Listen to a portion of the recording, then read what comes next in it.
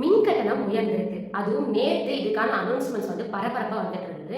So எந்தெந்த யூனிட்க்கு எவ்வளோ உயர்ந்திருக்கு அப்படின்றத நம்ம பார்க்கலாம்.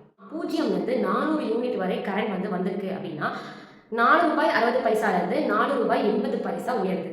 401லேருந்து 501 யூனிட் வரைக்கும் யூஸ் பண்றீங்க அப்படின்னா 615லேருந்து 645 ரூபாயாக உயர்ந்திருக்கு. 501லேருந்து 600 வரைக்கும் யூஸ் பண்றீங்க அப்படின்னா ரூ. 8.15 ரூ. 8.55 உயர்ந்திருக்கு. 601லேருந்து 800 யூனிட் வரை உங்க கரண்ட் வந்திருக்கு அப்படின்னா ரூ. 9.20 இருந்து ரூ. 9.65 வரை உயர்ந்திருக்கு.